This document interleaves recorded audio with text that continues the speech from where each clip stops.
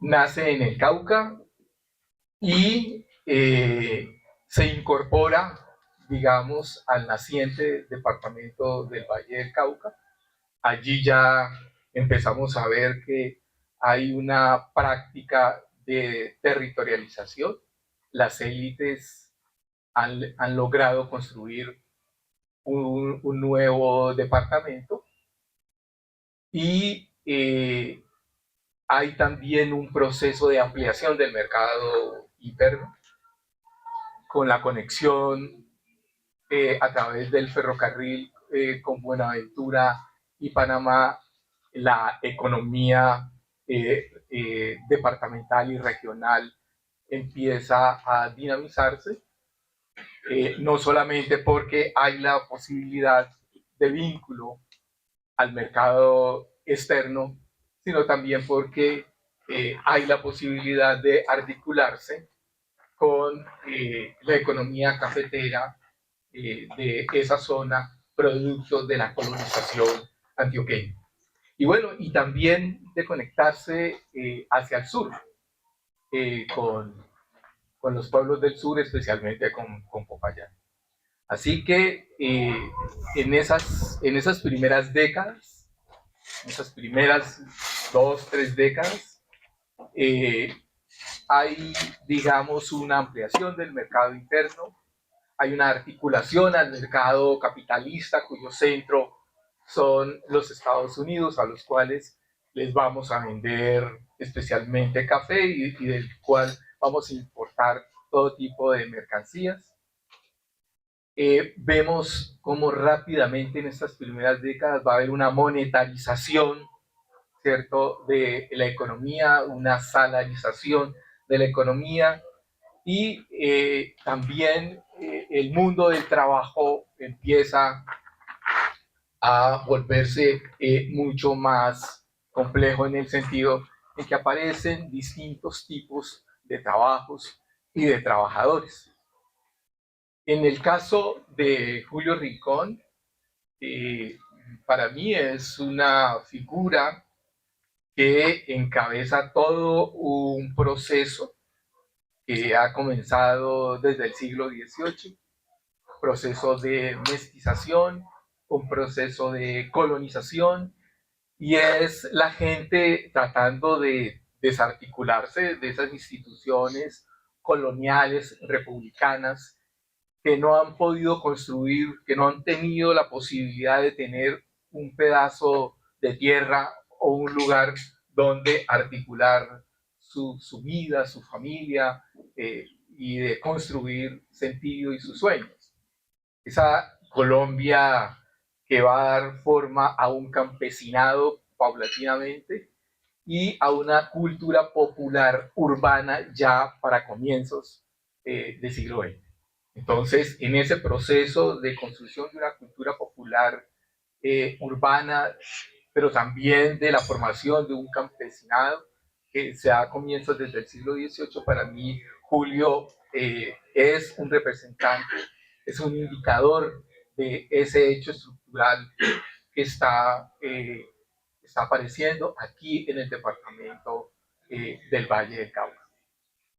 Y claro, es un capitalismo que le apuesta a una infraestructura importante como el ferrocarril, pero también hay fuertes inversiones desde el Estado, sobre todo en los años 20, en obras que tienen que ver básicamente con transportes y con infraestructura, lo que va a posibilitar que trabajadores de la construcción o que la construcción aglutine un grupo de trabajadores importantes. Rápidamente en el departamento del Valle del Cauca se ve una mejoría ostensible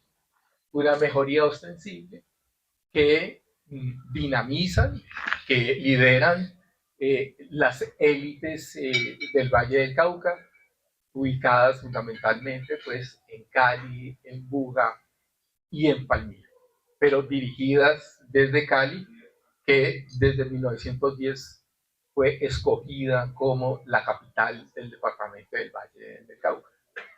Y esa mejoría que se expresa en los negocios, pero que se expresa en que hay una economía cafetera a la cual está ligada el ferrocarril y el puerto de Buenaventura, esa mejoría es percibida por los sectores obreros y populares como una mejoría que no les toca, que no los articula.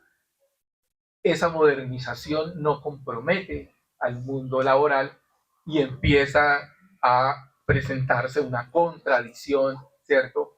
Un reclamo frecuente entre unas élites que concentran recursos, que pueden liderar proyectos modernistas, que pueden mejorar sus condiciones propias de vida, que pueden estudiar, que son los gobernadores y los alcaldes de la ciudad, que dirigen la Sociedad de Mejoras Públicas, que dirigen la Cámara de Comercio y que dirigen todos los proyectos modernistas y culturales de la ciudad, versus unos trabajadores que se articulan a esa economía, pero que no ven los beneficios. Y por eso vamos a ver distintas expresiones de reclamos, de repudios. Ya para los años 20, hasta las lavadoras del río Cauca están organizándose al lado de Ignacio Torres para hacer este tipo de reclamos. Los mineros de esta zona minera al sur de la ciudad, estas minas de carbón en Meléndez, que concentraban una gran cantidad de trabajadores, también van a protestar. Alguno que otro movimiento entre los estudiantes de Santa Librada, hasta que llega la huelga del año 26 en el ferrocarril del Pacífico, huelga liderada por Ignacio Torres Girán, que paró la ciudad por todo un día y que fue una huelga victoriosa, donde por primera vez en la ciudad y en gran parte del país se hizo objetiva la consigna de los 3 8. Entonces, ese es el ambiente en el cual Julio Rincón se articula, jalona, organiza los sastres, está organizando a los zapateros, a los panaderos y está también liderando proyectos para el barrio obrero, donde se va a sentir más su actividad de liderazgo y de organización y de lucha. Es entre finales de los años 20 y comienzos de los años 30, donde hemos encontrado pues una información importantísima de hechos que muestran pues el agenciamiento de un Julio Rincón que ya había entrado al Partido Comunista, que estaba viendo la necesidad de agenciar sus luchas también desde el Consejo Municipal y que tenía claro que había que liderar a los sectores populares, porque eran los sectores populares los que estaban por fuera de ese proyecto moderno. Cuando Julio llega a Cali, entra a la sastrería de Samuel Saníncano. Allí en esa sastrería empieza a trabajar. Trabajó con su señora, la que va después a ser su señora, Edelmira Rengifo, una vecina de Guacarí, cuyos padres eran de Buga, y con Edelmira trabajan en esa sastrería como obreros sastres. Así va a firmar sus artículos que publica en el periódico.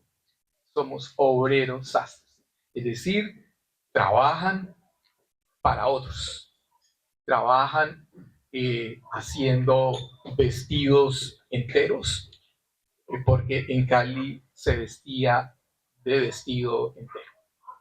Entonces, allí empiezan a trabajar, hacen la familia, tienen 5 hijos. Marina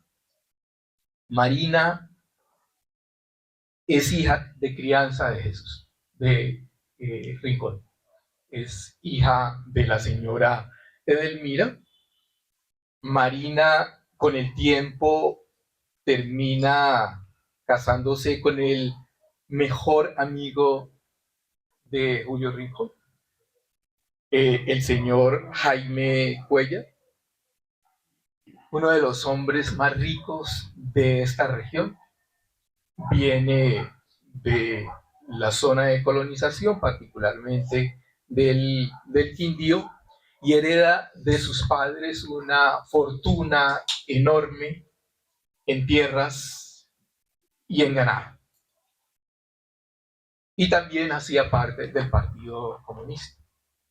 Es el primer comunista que yo conozco que era rico, que era adinerado, propietario de tierras, propietario de ganados, estudió medicina en París y se metió al mundo de la agricultura. No ejerció la medicina, pero a la par que se dedica a las actividades de la agricultura, también escribía sobre los problemas del país. A Jaime Cuellar, que también deberíamos hacerle un homenaje, dejó varios libros escritos, unos de ellos sobre la problemática del Canal de Panamá, otro sobre cuestiones agrarias y problemas de tenencia de tierra. Escribió más o menos unos 5 libros y Jaime es conocido por su seudónimo. Jaime Cuellar es Anteo Ibarra. Así que Anteo pasa de ser amigo y camarada de Julio a ser su yerno. ¿Sí? Con la señora Edelmira tiene un primer hijo que es Horacio. Piensen en los nombres que Julio le va a colocar a sus hijos. Horacio, que terminó siendo ingeniero químico de la Universidad del Valle. Luego, Nubia Rincón, muy conocida por su actuación en la actividad política del Partido Comunista, también como concejal en algunos municipios del departamento. Y termina casada con Héctor Herrera. Le sigue Homero. Homero le gustó la tipografía y terminó estudiando tipografía en Alemania. Y Ovidio, que estudió en la Escuela de Artes y Oficios de aquí de Cali, y luego se fue a estudiar a Cuba. Todos ellos han fallecido, la única que sobrevive es Nubia. ¿Sí? Y Horacio es el que encuentra, es el que reconoce el cadáver de Julio Rincón en 1951, cuando a los 8 días de haber sido asesinado.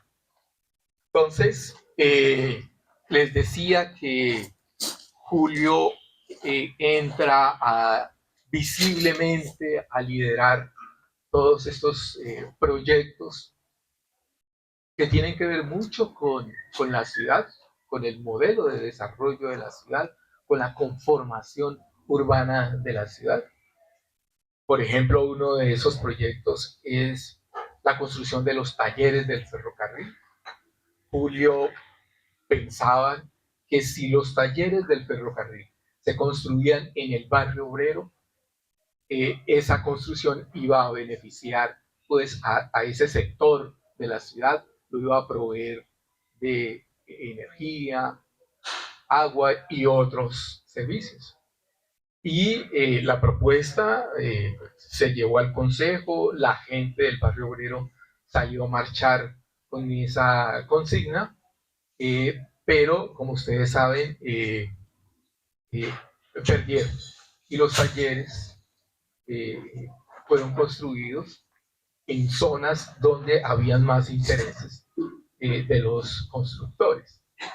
Pero ya, digamos, en julio alertaba que la construcción de esas infraestructuras tan importantes para la economía de la región tenía que impactar, tenía que comprometer los intereses de los sectores populares, o al menos las zonas populares de la ciudad.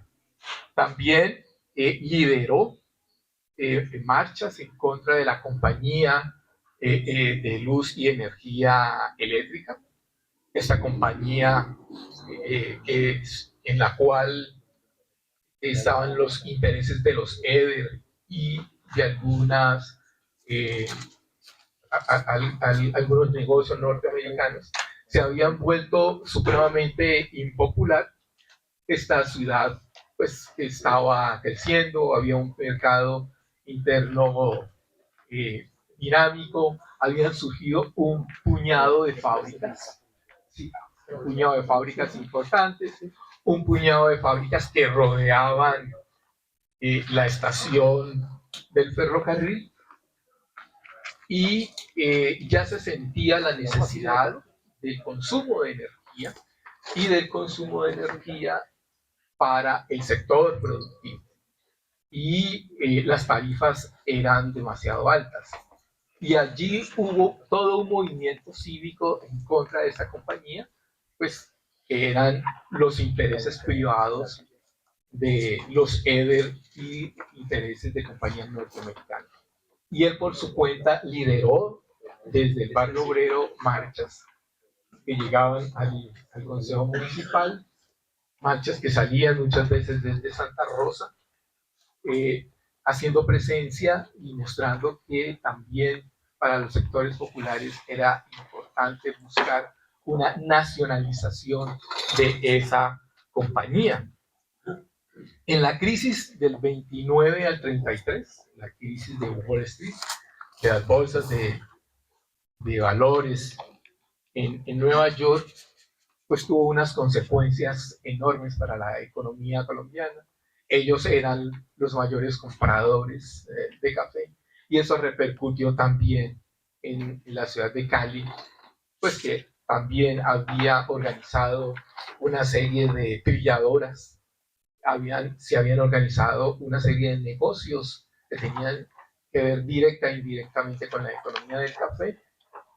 Al no poder exportar café, cae la economía nacional, las inversiones públicas que estaba haciendo el Estado también caen, los trabajadores de ese sector de la construcción quedan sin empleo, y entramos en una crisis enorme.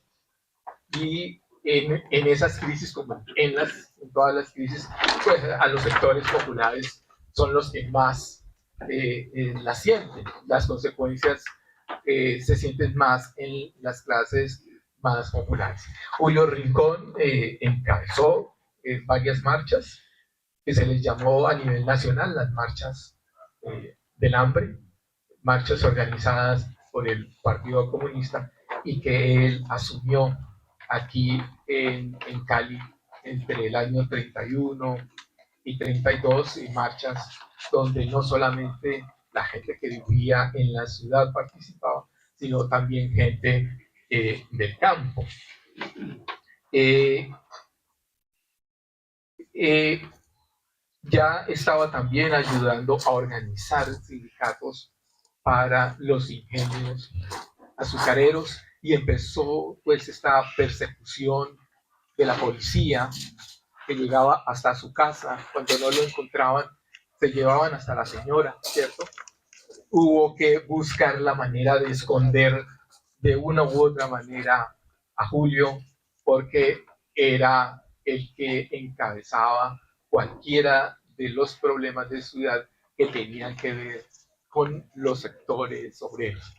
Cuentan una vez que la señora Edelmira lo tuvo que meter en un ataúd, en una fábrica de ataúdes, allí lo metieron, porque la policía estaba encima y se lo iban a llevar. Lo llegaban, lo estropeaban y se lo llevaban 2, 3 días a la cárcel, lo soltaban y a los 15 días volvían por él. Y como les digo, cuando no lo encontraban a él, se llevaban a doña Edelmira. Así funcionaba la policía de ese entonces. Pero Julio nunca dejó la actividad de dirigente, nunca dejó de estar pendiente de los problemas de la ciudad que estaban conectados con los sectores populares, y él siguió organizando a partir de los sastres, a partir de los panaderos o a partir de los zapateros también. Es decir, trabajadores con oficios que le trabajaban a otros y que tenían alguna queja por maltrato laboral y sobre todo maltrato en el sueldo. Entre esos años, Julio escribió cerca de 4 o 5 artículos que se los publicaron en el periódico El Liberal. Estamos hablando de la época de comienzos de los años 30, cuando aparece lo que los historiadores han llamado la República Liberal.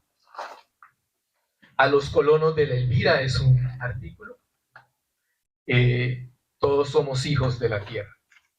Este es un artículo pensando en los campesinos de la Elvira, que es zona rural de aquí, de la ciudad de Cali. La casa del pueblo, el proletariado femenino, conceptos proletarios. Y la crisis no se mata con bateas. Fueron artículos que aparecieron en el periódico El Liberal.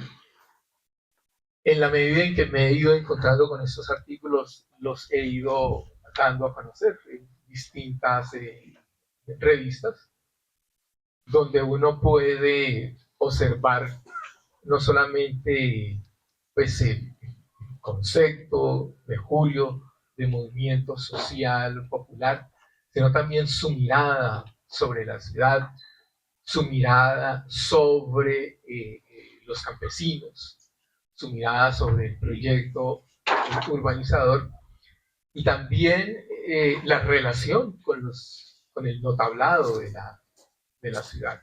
Y muchas veces posiciones frente a la Iglesia Católica. Y hay un sector de la Iglesia Católica que está persiguiendo a los comunistas y que han ordenado y que han dicho en las iglesias que a los comunistas hay que matarlos como a las cucarachas. Julio se idea una forma de escribir para comunicarse con la iglesia, para construir un contradiscurso y mostrarle a la iglesia que las formas con las que él está organizando, liderando y construyendo discursos, pues no están alejados de los discursos bíblicos, los discursos de Jesucristo. Muy importante que podamos mostrar Julio era un activista, un organizador, un líder, pero también escribía, y que en sus escritos pues está su forma de pensar. El periódico es liberal, pero los periódicos liberales y conservadores también dan cuenta de todos estos eventos que les he narrado, unas veces de manera despectiva, irónica, le llaman el camarada y escriben camarada con mayúscula, ¿sí? La mayor parte de las veces es despectiva, pero digamos, esos comentarios han servido como indicios para ir reconstruyendo no solamente esas luchas de Julio, sino para darnos cuenta de situaciones de la ciudad, del mismo desarrollo urbano de la ciudad, de los conflictos que tenía la ciudad. Otro periódico que recogió, que pudo recoger esas luchas de Julio Rincón, es Tierra, el periódico del Partido Comunista hacia 1932. Logran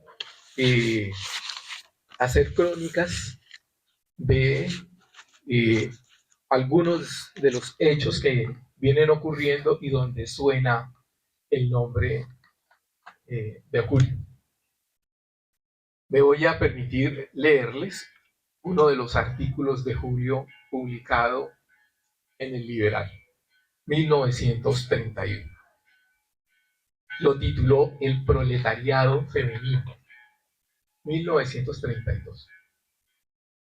Dice: respetado doctor, un grupo de empleadas domésticas me ha discernido el para mí muy alto honor de servir como intermediario entre usted y ellas con el fin de solicitar su apoyo intelectual y periodístico en esta hora en que la mujer colombiana empieza, con justa razón, a inquietarse por los problemas sociales.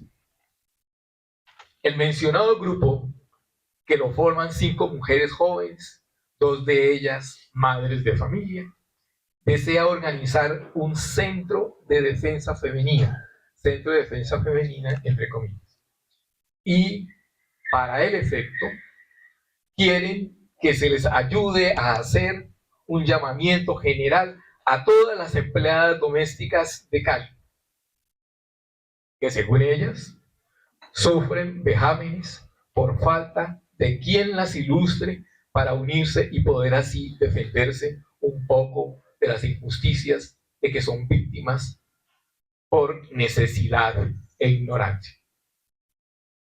Las jóvenes iniciadoras del movimiento femenino en esta ciudad me han dado muchos datos interesantes que justifican plenamente el deseo que las impulsa a buscar la unión que necesitan para disciplinarse y poder hacerse respetar de quienes creen que una cocinera, lavandera o dentrera carece de amor propio, de sentido común. Dicen las citadas jóvenes que los sueldos que devengan son exiguos en comparación con el excesivo trabajo que les ordenan los patrones o las patronas.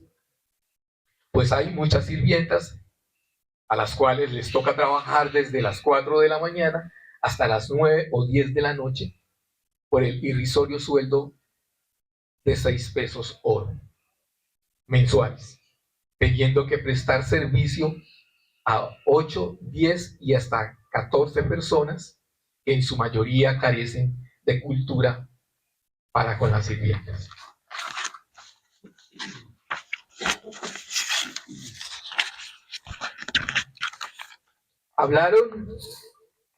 Hablaron también de incumplimiento en el pago del sueldo por parte de los amos y de la ninguna consideración que reciben cuando a causa del trabajo prolongado sufren quebrantos de salud. Una de las jóvenes que responde al nombre de Angelina López dijo que a ella le había tocado servir en una casa de familia donde en el cuarto de las sirvientas habían hecho instalar los patronos un timbre con el fin de hacerlas despertar en horas avanzadas de la noche para atender algún servicio que exigieran los amos o amitos, que le pagaban 5 pesos mensuales por hacer toda clase de oficios, sin derecho a quejarse y sin reconocerle un centavo más, aunque el trabajo se doblara. Esto por ser madre de un niño, de esos niños que no tienen padre, por el solo delito de haber sido concebidos en el vientre de una mujer pobre. En fin, doctor, las quejas son muchas, como lo habrá de oír usted, de seres que soportan en silencio y por hambre los efectos inhumanos de este actual estado de cosas, cuyo legítimo nombre puede ser moderna esclavitud. No paso a explicarle ampliamente las quejas de las mujeres que se inician en el movimiento reivindicador, porque me haría interminable y porque espero documentarme bien para poder decir la verdad, toda la verdad, aunque se enojen muchas señoras y señores que sufren escasez de sentimientos nobles para con las pobres mujeres que tienen que humillarse para poder ganar el incompleto pan de cada día. Alegan las nuevas buscadoras de justicia que como los sueldos que devengan son muy insuficientes para comprar ropas, tienen que pedir o comprar a las mismas patronas ropas de segunda mano y zapatos de segundos pies también, y que como para ellas es esto una humillación más, piensan pedir aumento de sueldo, poco más o menos así. Ojo con esto. Para una empleada de cocina, 10 pesos oro mensuales como mínimo. Y eso en casas de familia, cuyo número no pase de 5 personas. De ese número en adelante, piensan cobrar 10 centavos diarios por cada persona de más. Fijando también la jornada de trabajo diario en la forma justa que lo permite el organismo humano. Las obreras de fábrica también son víctimas de la tiranía patronal. Trabajan mucho y ganan poco por el mero hecho de ser mujeres. Se les paga la mitad menos de lo que ganan los pocos obreros que quedan en las mencionadas fábricas, que aunque trabajan las obreras lo mismo que los hombres. Estimado doctor, en nombre de las mujeres explotadas, le doy mis agradecimientos por la atención que le merezcan estas vidas, las cuales no persiguen otro fin que el de levantar el tímido espíritu de la mujer proletaria, la cual solo es utilizada como macho de carga y como barato instrumento de procreación. Soy de usted, humilde admirador, Julio Rincón Obrero Sastre. ¿Sí? Este es, digamos, uno de esos artículos que publica Julio en el 32, y bueno, ya los otros artículos tienen, digamos, problemáticas muy concretas, problemáticas urbanas, problemáticas rurales. Julio está muy atento a los problemas rurales de la ciudad, que entre otras cosas es una ciudad que está configurada por grandes haciendas. El campo hace parte definitiva de la ciudad, y él se ha dado cuenta de que en el suroccidente y a nivel nacional pues también hay un movimiento campesino que se hace sentir desde los años 20 y que por estas latitudes no es desconocido. Entonces, ese fenómeno de la tierra en Julio también aparece bajo la defensa pues, de los intereses del campesinado. Otro hecho que me parece importante para este conversatorio es la participación de Julio en el cuarto centenario, en la coyuntura del cuarto centenario de la ciudad en 1937. La ciudad cumple años en 1936, en 1936 no se pudo hacer y el Notablado logra organizar un gran evento para 1937, un evento con una programación cultural, con una programación que se caracterizó por entrega de obras. Es un evento supremamente completo y que tuvo como hecho simbólico la colocación de la estatua de Sebastián de Belalcázar. Es una burguesía, ese Notablado es una burguesía que está muy contenta. Han superado la crisis de finales de los 20, ya hacia el 33, 34, la ciudad ha vuelto a cobrar dinámica. Ellos han vuelto a sus negocios están muy bien, a la ciudad le está yendo muy bien. Ellos han tenido que soportar de alguna manera pues estos movimientos sociales que se han venido presentando en algunas empresas como La Garantía, como Industrias Textiles de Colombia, como Textiles El Cedro, empresas que ocupaban particularmente mujeres, pero también hay huelga de choferes.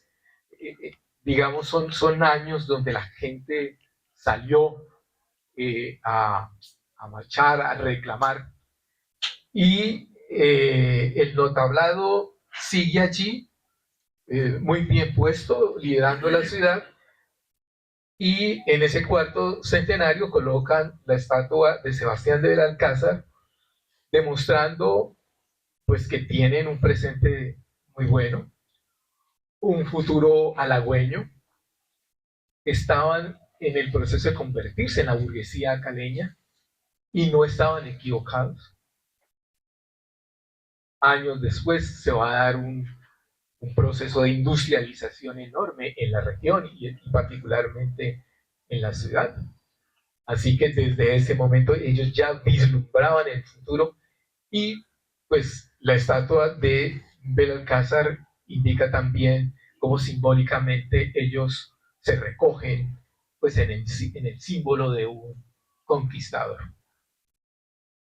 En ese mismo, en esa misma coyuntura, Julio Rincón y algunos líderes liberales de izquierda, liberales, que lo habían acompañado en la reivindicación por los ejidos, se reúnen en el Parque Obrero, y conjuntamente con sector importante de la actividad comercial e industrial de los ecuatorianos, colocan el busto en homenaje a Eloy Alfaro. Y a mí eso me parece muy importante por lo que representó Eloy Alfaro en términos de las ideas y porque demostraba que en la ciudad había una clase dominante importante que podía colocar una estatua como la de Sebastián de Belalcázar que habían mandado a hacer a Europa, pero que también en la ciudad había un grupo que disentía, que tenía un programa diferente, que tenía unos valores diferentes y que también podían mostrar esas diferencias y ese programa en actos concretos. Me parece importante que recordemos eso cada vez que vamos al barrio obrero. Da la impresión que la nueva estatua que han puesto en el barrio obrero cubre la estatua de Eloy Alfaro. pero es solamente la impresión. Allí también se está inscribiendo en el contexto de la ciudad que hay unas ideas que compiten, que se pelean, que resisten el proyecto modernizante de las élites. Así que me parece que ese es un hecho fundamental que se está dando a finales de los años 30, cuando él ya ha hecho público la defensa de los ejidos, para la construcción de barrios populares, cuando él mismo ha liderado la ocupación de algunas tierras en la ciudad para que se construyan estos barrios, conjuntamente con su amigo liberal, Alfonso Barberena, quien lo acompañó en algunas movilizaciones y al quien le dieron también bolillo, ¿cierto?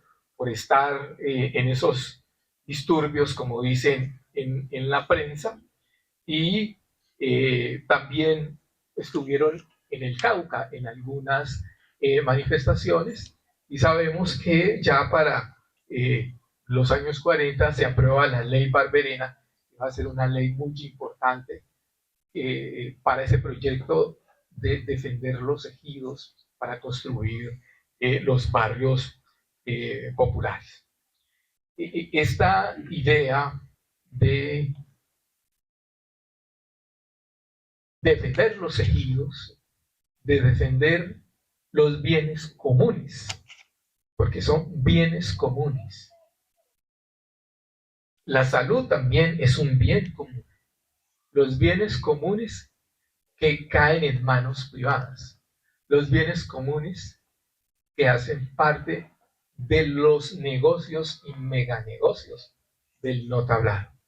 Ya en Cali, la clase dirigente, poseedora de grandes propiedades de tierra, se había dado cuenta de que la construcción era un buen negocio. En las notarías, en los periódicos y en distintos documentos encontramos los negocios de compra y venta de lotes, de casas, de predios. Y ellos han corrido las cercas y se han apropiado de ellos. Y claro, como ellos son mayoría en el consejo, habían podido mantener invisibilizado, tapado ese negocio que tenían. Pero era claro que dentro del capitalismo del Valle del Cauca, o dentro del proceso de acumulación de capital del Valle del Cauca, el hacer las fábricas, los negocios comerciales, era importante, pero también en ese portafolio aparecían los negocios de compra y venta de bienes raíces que estaban inmiscuyendo tierras propias y tierras comunes. La idea del ejido, ¿cierto? El ejido como un bien que viene de la colonia, que a mí me parece que eso es bien importante, este fenómeno colonial, este fenómeno histórico, renace en el siglo XX como una posibilidad para responder a una población que estaba creciendo, una población que se había convertido en trabajadores, en distintos trabajadores de la construcción, de fábricas, pero que no tenía vivienda, que vivían hacinados. Mientras que el no tablado sí podía vivir en casas supremamente lujosas. Luchar porque haya un bien común, que haya la posibilidad de tener una vivienda para la familia como forma de anclar la vida, de construir el proyecto de vida, me parece importantísimo que lo resaltemos en Julio Rincón. Recordemos que vienen en un recorrido desde el siglo XVIII por todo el país, se han vuelto colonos y que están buscando en toda la geografía del país un espacio para construir sus proyectos de vida. Entonces, como llego tarde, entonces está castigado. Entonces, me parece a mí que ese aspecto del cual pues no voy a profundizar, los otros compañeros van a tener la posibilidad de hablarnos de la reivindicación de los ejidos para construir barrios populares, los bienes comunes. Todavía en los documentos de comienzos del siglo XX se habla de aguas comunes. Si usted va a hacer un proyecto sobre los ríos, hace un pedido a nombre de las aguas comunes. Eso es muy importante, ¿cierto? Porque ese es un concepto que viene de la colonia, que viene de la monarquía, pero que acá resalta en un contexto de modernización y ya con obreros y gente con oficio. Así pues como los trabajadores de la construcción y los trabajadores de las minas, los congresos obreros y todos los movimientos sociales que se han centrado aquí en Cali permiten para finales de los años 30 crear FEDETAP. Eso es muy importante en términos de organización de los sectores obreros populares. También estos movimientos de Julio Rincón van a dar para que se cree provivienda, lo que nosotros conocemos como provivienda. Cierro contándoles que el cuerpo de Julio fue encontrado un jueves, en junio 14 del 51, a las alturas de Arroyo Hondo, en el Zanjón del Muerto, así se llamaba. Y el inspector de la policía, voy a dar los datos para que no se les olvide, Daniel Beltrán Guerrero es el que se encarga en primera instancia de hacer del levantamiento del cadáver, de hacer las primeras investigaciones, y luego pasa el proceso al juez 73 de instrucción criminal, el juez Torres Leal, que hasta el momento pues no nos dijo nada de la investigación de por qué fue asesinado Julio Rincón. Y fue un asesinato. El médico legista le dice a la prensa que Julio tiene señas de tortura, que fue ahorcado y que su cuerpo fue tirado, fue arrojado a un mangón, y lo encontraron 7 días después de haber desaparecido. Bueno, ese es el 51, después de la muerte de Julio Rincón. En el Valle del Cauca aparece todo un proyecto de modernización industrial que ya da cuenta de que hay una burguesía, que es una burguesía que para mí hoy es una burguesía ya decadente, pero que para los 50 es una burguesía con posicionamiento de tierras. Sabotaje, por favor. Con posicionamiento de buenos negocios y están liderando proyectos a nivel nacional. Aparece la CBC, ¿cierto? No, ya estoy terminando. Aparece la CBC mostrando que las luchas de Julio tenían sentido, tenían razón, y luchas en las cuales él pudo articular a otros líderes, como ya lo he dicho, liberales de izquierda, que lo acompañaron por la reivindicación no solamente de los ejidos, sino de lo que he llamado aquí los bienes comunes para los sectores más pobres. Bueno, más tarde seguiremos conversando.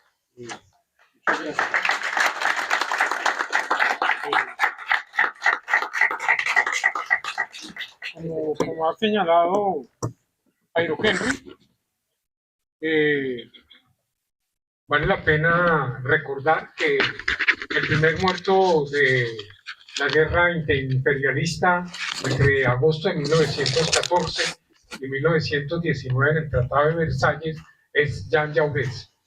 Jean Jaurès, dirigente del Partido Socialista francés, que había asistido al Congreso del Partido Socialdemócrata alemán para afirmar la fraternidad entre el pueblo francés y el pueblo alemán, que no tenía ningún sentido que el proletariado francés y el proletariado alemán se enfrentara por falsos nacionalismos y falsos patriotismos. En ese sentido, Ignacio Torres Giraldo, para recordar ese incidente, le colocó al semanario obrero, que circuló por primera vez el 16 de mayo de 1925, La Humanidad. Y el otro elemento que vale la pena recordar es que en 1919, en enero, Rosa Luxemburgo y Karl Liebknecht, que se habían opuesto a los créditos de guerra para que el imperio alemán pudiera desarrollar toda su máquina su máquina asesina en la primera guerra, fueron también ultimados y arrojados a un zanjón de manera semejante. Y ahora que usted señala el contrapunto entre la estatua de Sebastián de Moyano y don Eloy Alfaro fue un dirigente liberal que se ocupó de los problemas populares en Guayaquil y obviamente era contemporáneo de Rafael Uribe Uribe, como él también había promovido la necesidad de un socialismo de Estado, porque el capital no puede existir sin la existencia de una población trabajadora que esté dispuesta a alquilarse por un salario de subsistencia. Entonces, el asesinato de Rafael Uribe Uribe en 1914 y el asesinato de Eloy Alfaro los hermana en la causa popular, ¿cierto? Por un desarrollo que creíamos que podía ser local, pero que fue de todas maneras capturado por el imperialismo. El profesor o el compañero Apolinar Ruiz se ha ocupado también de el desarrollo del perfil urbano y de cómo el capital fabril y el capital mercantil fue transformando los bienes realengos, los bienes comunes, ¿cierto?, de los bosques, las aguas y las tierras, en bienes que se necesitaban para toda esta población, que no teniendo posibilidad de subsistir en la ruralía, viene tras una posibilidad en las fábricas que se están comenzando a construir con la llegada del ferrocarril en 1915. Entonces, Apolinar, es suya la palabra. Gracias. Primero que todo, qué pena haber llegado tarde, la verdad. Tengo mucha vergüenza. Pero se presentó a última hora un percance y bueno, ya estoy aquí. Disculpas a todos y a todas. Bueno, profe, no dejo espacio para decir mucho.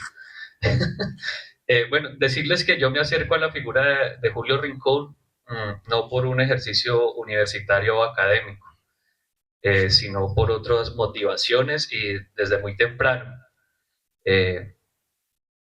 Yo me formé en una organización comunitaria, en una biblioteca popular, que trabajamos ahí con unos hermanos y con unos compañeros de Siloé, y ahí nació la inquietud de conocer más la historia de Siloé, y indagando, entrevistando, hablando con las personas, los adultos mayores, habían unas figuras como muy centrales en la Comuna 21, que es Rojas Pinilla, porque hay una escultura en contra de la dictadura de Rojas Pinilla, pero la gente, por cosas de esa memoria colectiva que también a veces no creen que el monumento es una alegoría, dicen que el monumento se hizo en honor a Rojas Pinilla, pero es todo lo contrario.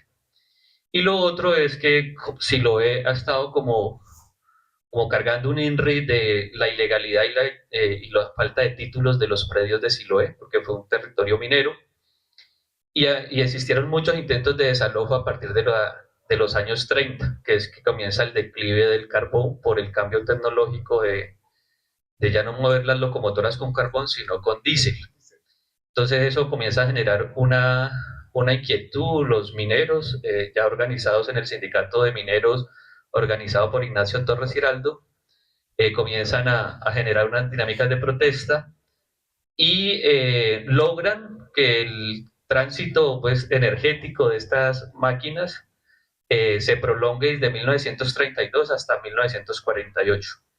Y en ese periodo hay una fuerte contingencia en lo que hoy es el barrio Siloé y el barrio Belén, porque hubo intentos de desalojo, especialmente de una familia que, como decía Alfredo Castañeda, que cuando Dios hizo al Valle del Cauca, se la destinó a la familia Garcés y a los Borreros, ¿no? Entonces, una familia estaba disputando las tierras de Siloé, los campamentos mineros de Siloé y del Belén en esa época. Y ahí es donde surge el segundo personaje, que es Julio Rincón, con una sorpresa muy grande, y es que Julio Rincón logra liderar en el barrio Belén como una célula, una dinámica organizativa en torno al Partido Comunista. Entonces fue desde muy temprano muy presente la figura del partido, especialmente en el barrio Belén, años 30. Y ya Julio comienza a organizar estas familias mineras y estos colonos campesinos para no dejarse de sacar. Entonces esa figura de Julio apareció ahí con algo muy particular que les quería hablar, y es que hasta hace poco, no sé, hasta el 2021 que hicimos la conmemoración de los 70 años de Julio, solo existía una serigrafía del camarada Calarcá, una serigrafía, ¿no? Estaba, que es esta silueta que está aquí. Y de las muchas cosas que habíamos recogido era que Julio era un hombre afro-nortecaucano. Entonces teníamos el imaginario de que Julio era un hombre afro. En el 2021 hicimos un homenaje y logramos levantar varias imágenes de Julio, unas de prensa, otras de los cuadros, los óleos que están en el Consejo Municipal. No hemos logrado levantar una fotografía, pues, digamos, nítida de Julio, y comenzamos a ver la importancia de que es clave de que la gente conozca a Julio, no solo desde la parte pues biográfica de su gesta, sino que también desde apoyándonos pues en la gráfica, los ilustradores y demás, en los muralistas, que la gente conozca el rostro de Julio, porque no había un rostro. En el año 2019 hicimos un documental sobre el barrio obrero, y en ese documental fue el realizador, Alexander González, que nos dijo, pero Julio no es negro, porque ustedes dicen que Julio era negro. Viendo las fotos, vemos que Julio tiene otros rasgos como tal, porque estábamos buscando el protagonista que hiciera el papel de Julio en el documental, que fue un amigo que se llama Andrés Bolaños. Entonces eso es importante, no había una imagen clara del rostro de Julio y solo existía esa serigrafía, que es la que sigue siendo muy potente cuando se habla de Julio. Entonces, de esa forma llegamos lo que ustedes tienen en sus manos, que es como un testigo regalo que hicimos con mucho esfuerzo. También busca eso, ¿no? Como que ustedes conozcan parte como de esa gesta y de ese rostro de Julio Rincón. Entonces yo me acerco a Julio porque lo nombran mucho en la historia de Siloé. Ya cuando ingreso a la Universidad del Valle y comienzo a perfilar pues mi tesis, veo que Julio ha sido muy importante. El primer rastreo que hacemos de Julio en prensa es Julio como el encargado del Comité Cultural de la Junta de Acción Comunal del Barrio Obrero. Y en una breve columna, Julio dice que lo que es importante, el deporte y la cultura para la formación de la clase obrera. En ese caso, el fútbol, cerca pues ahí a lo que se denomina el loncha, y una biblioteca. Julio jalona una biblioteca popular en el barrio obrero, una biblioteca obrera. Esa es la primera vez que lo vemos. Después lo vemos como la creación de la Sociedad de Sastres, que creo que la imagen que está ahí en el documento que ustedes tienen es un Julio Rincón muy joven, Una imagen pues no es muy buena, es del relator creo, si no estoy mal, Sí. y lo vemos como presidente de la Sociedad de Desastres. Ya para 1932-33 vamos a ver a un Julio muy inquieto organizando las ligas de campesinos. La primera liga de campesinos que rastreamos es la Liga de Campesinos de el corregimiento de Villanueva. Eso es bien interesante, pues especialmente para la historia de Siloé, porque aún resiste una ruta de buses que se llama Villanueva-Belén, que comunicaba el corregimiento de Villanueva con el barrio Belén. Y ahí en los dos está Julio, en los dos procesos de consolidación de esas tierras. Vamos a tener a un Julio muy pendiente de los servicios públicos, de la creación de los talleres del ferrocarril en el barrio obrero, como lo nombró el profe, y vamos a tener un Julio muy inquieto con el tema ejidal. Lo que nos narran algunas, porque no hemos encontrado personas que hayan conocido directamente a Julio, sino hijos de las personas que acompañaron a Julio en este proceso de las ligas campesinas y lo que se conoció como el origen de la Central Provivienda, en un ejercicio como de memoria colectiva de algunas personas que dan el testimonio, personas que están entre los 80 y 90 años, de lo que fue Julio. Especialmente, otro compañero quizás ahonde más en eso, Julio hacía todos los años el paseo de vecinos, se reunían ahí en la plaza y se iban para allá, para Pance, y ahí hacía su trabajo social y cultural con la comunidad. Encontramos también unos primeros indicios de la Liga de Inquilinos, muy potente en el barrio Sucre. Barrio Sucre fue el primer proyecto de urbanización privada que hubo en Cali en un sector popular. El Peñón fue un proceso de urbanización pues, de alto costo. También estuvo el barrio Jorge Isaac, pero el Sucre tuvo una expresión de organización de vivienda popular muy temprano, en los años de 1916. Y en torno a la Galería Central, que hoy es el Palacio de Justicia, habían muchas viviendas y personas viviendo en condición de inquilinato. Entonces, las ligas de campesinos y las ligas de inquilinatos son las personas que Julio va a ayudar a organizar para hacer la recuperación de los bienes comunes, para que sean comunes y no sean bienes de los hacendados. En ese sentido es como el origen de la Central Provivienda. Eso es como un segundo dato que tenemos. ¿Cómo era la estrategia de Julio y de Alfonso Barberena para la recuperación de tierras ejidales? Hay un testimonio muy bonito de que Julio se hizo amigo de los vigilantes de las notarías 1 y 2, y que todas las noches el vigilante los dejaba entrar para ir a revisar las escrituras públicas. Julio se volvió la persona, una enciclopedia de saber dónde estaban los ejidos, cuánto tenían esos ejidos y en qué lugar de la hacienda estaban destinados los ejidos. Y Alfonso Barberena, que era de otro sector, un sector de mineros de carbón, de lo que hoy es Golondrinas, una persona que fue abogada, que se le denominaba el maestro porque siempre estaba peleando las causas obreras y las causas pues, sociales, liberal, de izquierda radical, Alfonso Barberena y Julio Rincón, se conocen y van a ocupar curules en el consejo. Entonces, el método de la creación de barrios era el siguiente. Julio hacía la ponencia en el consejo diciendo, en tal hacienda, el ingeniero Grisendilo Carvajal trazó que los tierras ejidos de la hacienda Isabel Pérez están entre el barrio El Lido, más o menos, Cosmocentro, hasta la parte intermedia de la zona de ladera. Daban el debate en las asambleas pues, del consejo, en las reuniones del consejo, y siempre Julio y Barberena eran derrotados, nunca tenían la mayoría, y se perdía ese impulso legal y jurídico. O sea, ellos primero dieron la lucha legal y jurídica.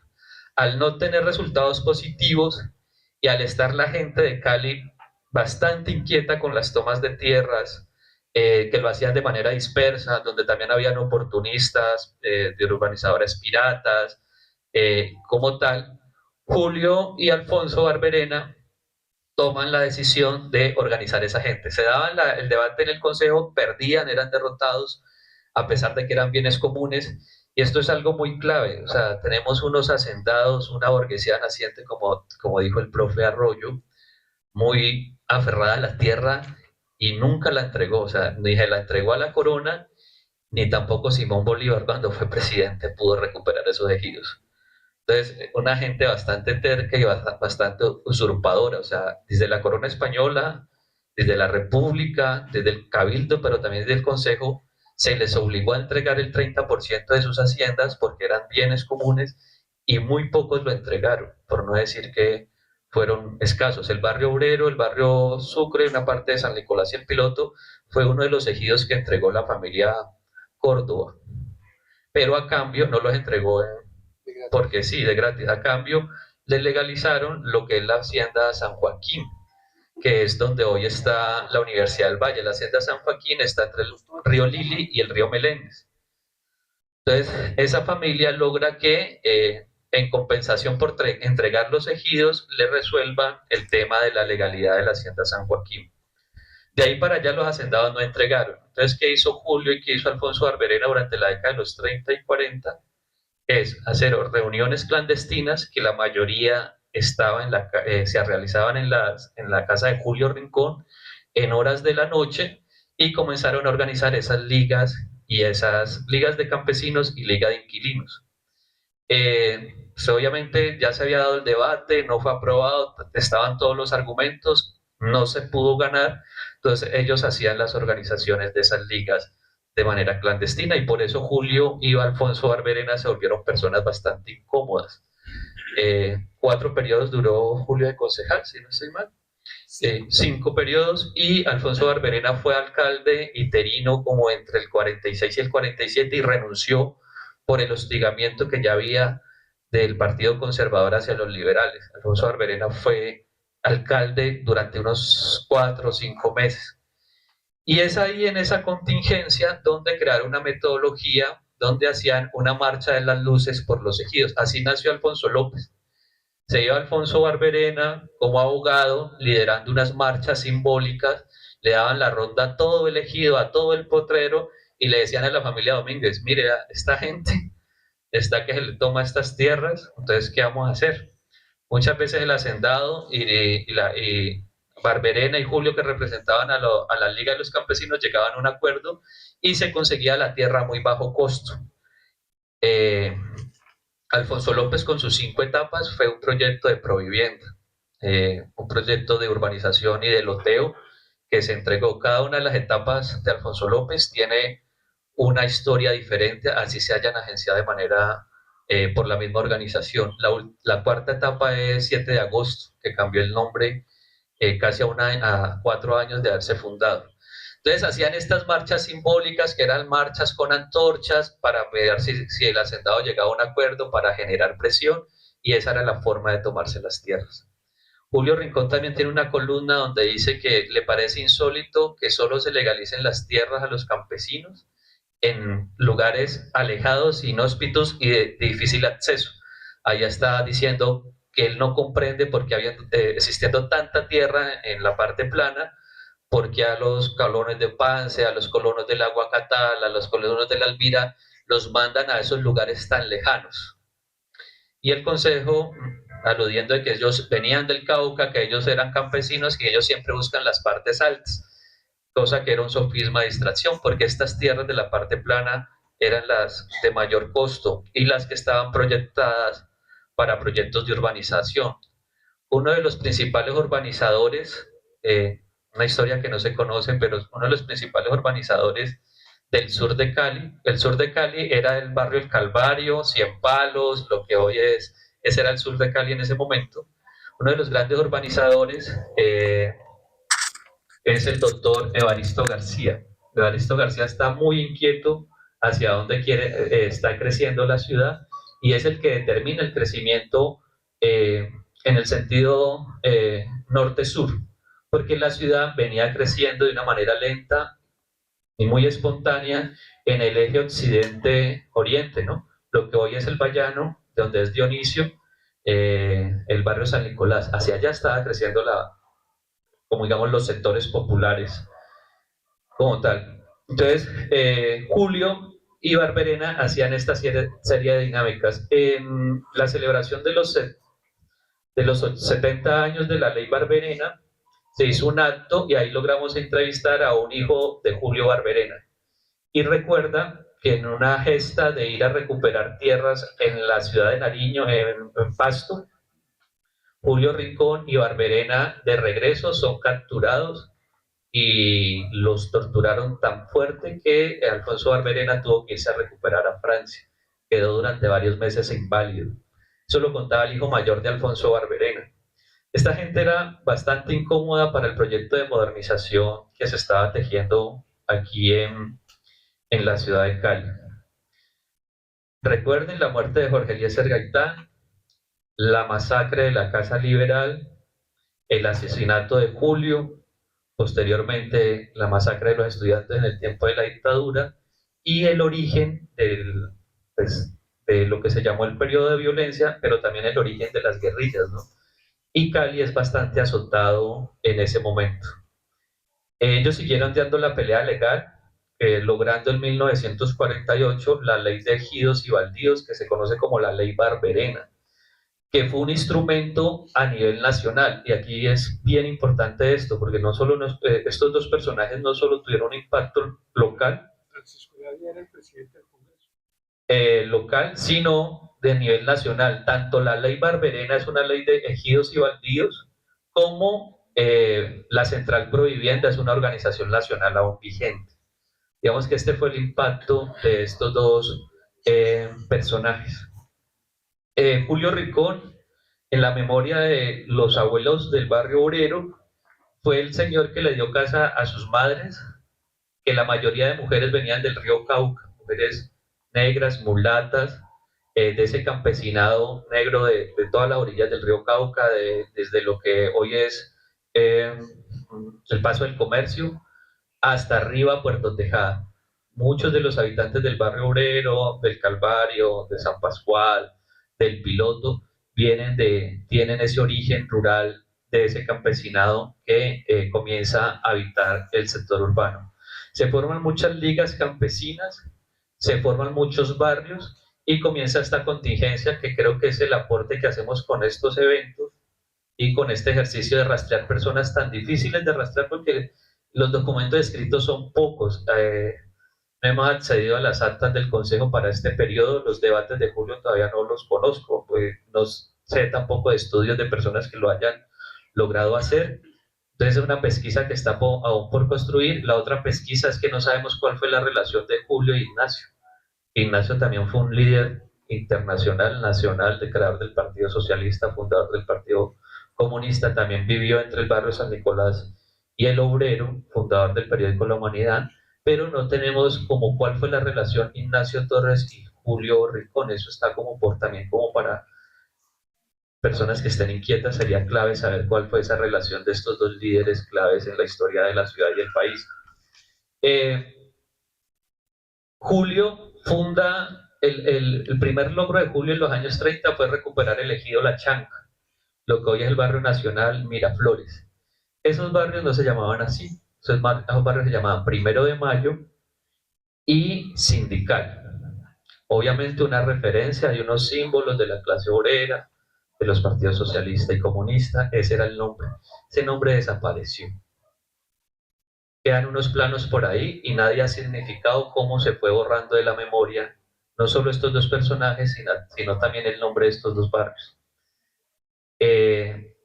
También interesante poder estudiar. Y ahí en el barrio nacional entrevisté muchas personas y me contaron la relación de Julio Rincón con ese ejido La Chanca y con el corregimiento de Villa Carmelo. Había una comunicación de Villa Carmelo, personas que vendían carbón vegetal, que traían comida a la Galería Central y pasaban ahí por el barrio 1 de Mayo, llamémoslo así, y Sindical, y ahí hay también una pequeña colonia con colonos campesinos de Villa Carmelo ya habitando muy cerca de la ciudad. ¿Y por qué es importante habitar cerca de la ciudad? Porque los campesinos están creando o fortaleciendo sus redes comerciales. Lo mismo pasa en el Calvario. Muchos campesinos en estas casas que eran tan grandes tenían sus patios para secar cacao y para secar café. Ahí también se está creando una economía, un círculo pues, importante de economía popular. Y Julio, cuando lo perseguían, cuando lo iban a buscar a la casa y no lo encontraban, o estaba en el barrio Primero de Mayo, en el barrio Belén, o estaba en Villa Carmelo. Eran los lugares donde se refugiaba Julio Rincón. Entonces ahí la relación pues con la zona de ladera. Julio Rincón, el último debate que está haciendo es recuperar un gran ejido de la familia, de una hacienda de la familia García Garcés. En la recuperación y el debate de esa recuperación de ese ejido es que aparece Julio asesinado. Digamos que el acto está en esa coyuntura de la recuperación de ese ejido, pero también está en una coyuntura más grande que fue lo del plan Lilienthal, el proceso de comenzar a domesticar el río Cauca, con la desecación de la laguna de Agua Blanca se van a liberar tierras muy importantes hacia el sur, tierras altamente urbanizables, y es en esa coyuntura de ese proyecto de modernización donde se está haciendo un tránsito ya de la hacienda cañera al ingenio azucarero, donde ya se está concretando un proyecto energético de bastante envergadura, y con la desecación, con la realización de los jarillones, se va a secar, se va a liberar toda esa tierra del sur. Y obviamente la persona que más sabía de ejidos y la que tenía ese carisma y ese liderazgo con esta liga de campesinos y de inquilinos era Julio Rincón y Alfonso Barberena. Alfonso Barberena se volvió un líder nacional, hace la ley, pero Julio sigue librando batallas aquí.